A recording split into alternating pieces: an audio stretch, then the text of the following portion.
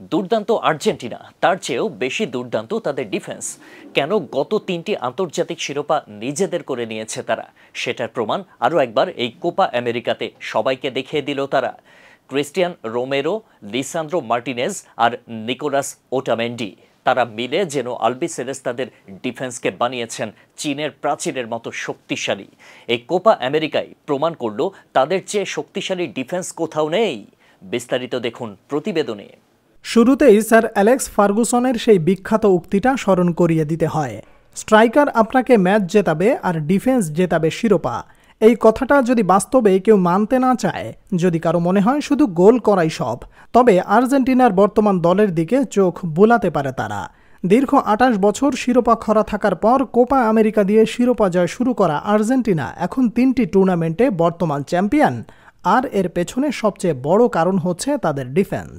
চীনের প্রাচীর কিংবা বাজ পাখি সবকিছু কাজে দিচ্ছে দারুণভাবে, যা তাদেরকে শুধু এবার কোপা আমেরিকাতেই নয়, কোপা ইউরো মিলিয়ে গড়ে তুলেছে সেরা ডিফেন্স হিসেবে।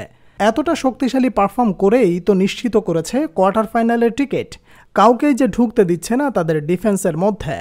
নিজেদের বক্সে ঢোকা যেন নিষেধ সবার জন্য, এরকমভাবেই নিজেদের প্রস্তুত করেছে বর্তমান বিশ্ব চ্যাম্পিয়নরা।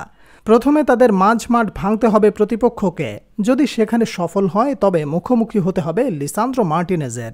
যদি সেখানে মিলে সাফল্য, তবে সেখানে অপেক্ষায় থাকবেন ক্রিস্টিয়ান রোমেরো। সেখানেও যদি তাকে বিট করতে পারে তবে গোলপোস্টের নিচে থাকবেন এমি মার্টিনেজ। আর্জেন্টিনার বিপক্ষে কি গোল করা এতটাই সহজ? এবারের কোপা আমেরিকায় তারা প্রথম ম্যাচে মুখোমুখি হয় কানাডার বিপক্ষে। সেখানে ডিফেন্স সামলেছিলেন লিসান্দ্রো মার্টিনেজ ও ক্রিস্টিয়ান রোমেরো।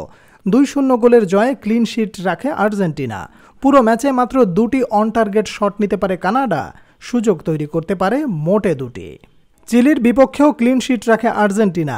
১-০ গোলে জয়ের ম্যাচে একটি সুযোগ তৈরি করতে পারেনি চিলি, অন টার্গেট শট নেয় মাত্র ৩টি।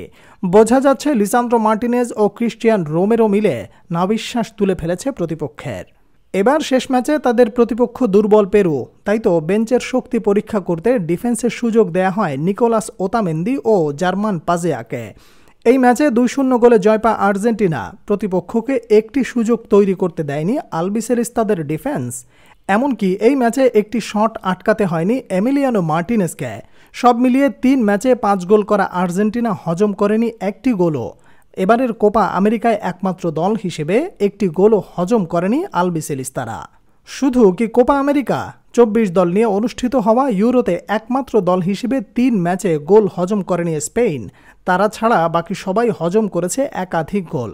তবে স্পেনের সাথে যদি তুলনা করা হয় তবে তাদের বিপক্ষে প্রতিপক্ষগুলো সুযোগ তৈরি করেছে বেশ কিছু, যা পারেনি আর্জেন্টিনার বিপক্ষে।